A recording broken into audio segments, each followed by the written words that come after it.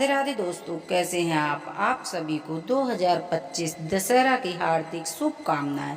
तो आइए जानते हैं बुराई पर अच्छाई की जीत, दशहरा की कुछ रोचक कहानियां। 2025 में आश्विन शुक्ल पक्ष की दशमी को मनाए जाने वाला त्योहार, जो कि विजयदशमी और दशहरा कहते हैं। इस दिन माता दुर्गा के रूप कात्यायनी की पूजा की जाती है।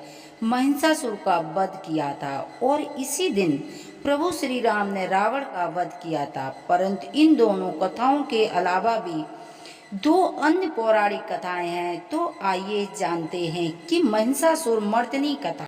रंभासुर का पुत्र था महिषासुर, जो अत्यंत शक्तिशाली था। उसने कठिन तप किया। ब्रह्मा जी ने प्रकट होकर कहा, बस एक मृत छोड़कर आप सब कुछ मांग सकते हो। महिषासुर ने बहुत सोचा और फिर कहा कि ठीक है प्रभु, देवता, असुर और मानव किसी से मेरी मृत्यु न हो। किसी स्त्री के हाथ से मेरी मृत्यु निश्चय करने की कृपा कीजिए। ब्रह्मा जी ने तथास्तु कहकर अपने लोक चले गए। वर प्राप्त करने के बाद उसने तीनों लोकों पर अपना अधिकार जमाकर त्रिलोकपति बन गया तथा सभी देवता ने अपनी भगवती शक्ति की आराधना की। तभी देवताओं के शरीर से एक दिव्य तेज निकलकर एक परम सुंदर स्त्री के रूप में प्रकट हुई।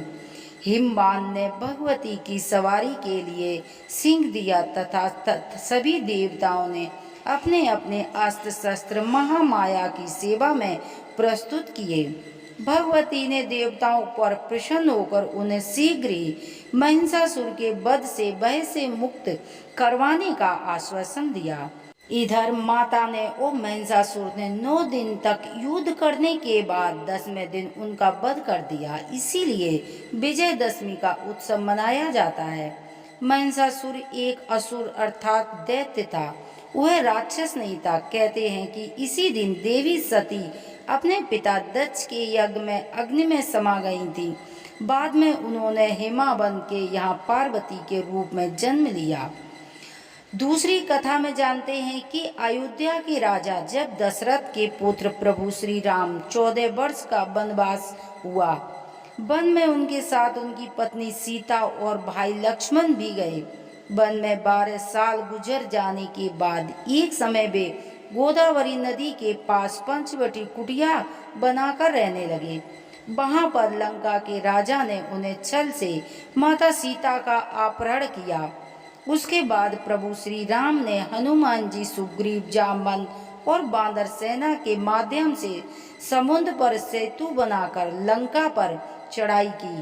कहते हैं कि प्रभु श्री राम और रावण का युद्ध कई दिनों तक चलता रहा। अंत में श्री राम ने दशमी के दिन रावण का वध किया था। रावण एक राक्षस था, वह असुर नहीं था। रावण वध के कारण ही दशहरा मनाया जाता है। इस दिन रावण के पुतले का दहन किया जाता है।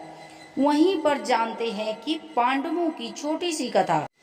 यह भी कहा जाता है कि इस दिन पांडवों ने कौरव पर विजय प्राप्त की थी, परंतु इसकी कोई पुष्टि नहीं है। महाभारत का युद्ध 22 नवंबर 367 ईसा पूर्व में हुआ था, जो कि 18 दिन तक चला। असल में इस दिन अज्ञातवास समाप्त होने से ही पांडवों ने शक्ति पूजन की और समी वृक्ष में रखे अपने अस्त्र शस्त्र पुनः हाथों में लिए एवं ब्राड की गाय चुराने वाले कौरव सेना पर आक्रमण कर विजय को प्राप्त की थी। कहते हैं इस दिन पांडवों को वनवास हुआ था। यहीं पर जानते हैं कि कुबेर और शमी के पत्तों की कथा। माना जाता है कि दशहरे के दिन कुबेर ने राजा लघु को स्वर्ण मुद्रा देते हुए शमी के पत्तियों को सोने का बना दिया था। तभी से शनि को सोने का देने वाला पेड़ माना जाता है। शमी के वृक्ष की जो पूजा करता है उसके घर में धन धान्य से भरा रहता है और माता लक्ष्मी की कृपा रहती है। कथा के अनुसार अयोध्या के राजा लघु ने विश्वजीत यज्ञ किया। सर्व संपत्ति दान कर वे एक पर्णकुटी में रहने लगे। वहां कौशल नाम का एक ब्राह्मण पुत्र आया उसने राजा लघु को बताया कि उसे अपने गुरु को गुरु दीक्षिणा देने के लिए 14 करोड़ स्वर्ण मुद्राओं की आवश्यकता है। तब राजा लघु कुबेर पर आक्रमण करने के लिए तैयार हो गए। डर कर कुबेर राजा लघु की शरण में आए तथा उन्होंने असमंदत एक समी के वृक्ष में स्वर्ण मुद्राओं की वर्षा की। उसमें से कौत्स के केवल 14 करोड़ मुद्रा ली। जो स्वर्ण मुद्रा कौत्सत ने नहीं ली वे सब राजा लघु ने बांट दी। तभी से दशहरे के दिन एक दूसरे को सोने के रूप में लोग असमंत यानी कि समी के पेड़ की पत्तियां बांटते हैं। ये भी कहा जाता है कि एक बार राजा ने भगवान का मंदिर बनवाया और उसमें प्राण प्रतिष्ठा करवाने के लिए एक ब्राह्मण को बुलाया।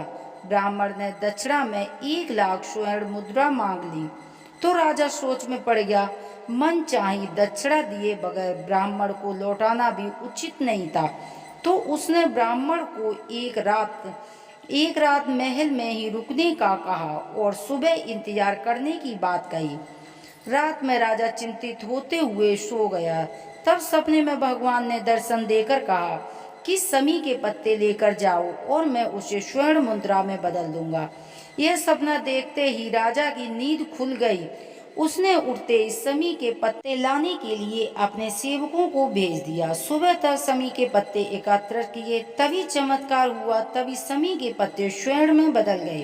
तभी से इस दिन समी की पूजा का प्रचलन भी है। यदि आप भी धनवान बनना चाहते हैं तो समी का वृक्ष अगर आप दशहरा के दिन लाकर लगाएंगे तो आप तो रात बन जाएंगे करोड़पति। दशहरा के दिन यदि आप समी के पत्ते आप अपनी तिजोरी में गल्ला में रखेंगे तो देखेंगे लक्ष्मी का स्थायी वास होगा। तो आप ये समी वृक्ष की दशहरा के दिन अवश्य पूजा करें। सरसों का तेल का दीपक जलाकर श्री मंत्र जाप करने से आपकी सभी मनोकामना पूरी होंगी। श्री मंत्र जाप करने से, क्योंकि कहते हैं कि समी के पेड़ में जड़ में लक्ष्मी का वास होता है, तो उस दिन कुछ देर समी के वृक्ष के पास अवश्य बैठकर भगवान से प्रार्थना करनी चाहिए।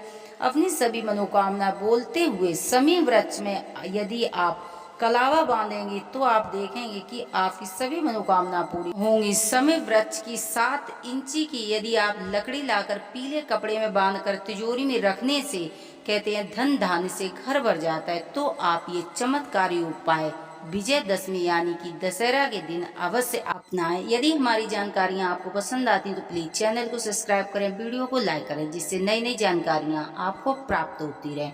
जय श्री राम, जय बालाजी महाराज की जय।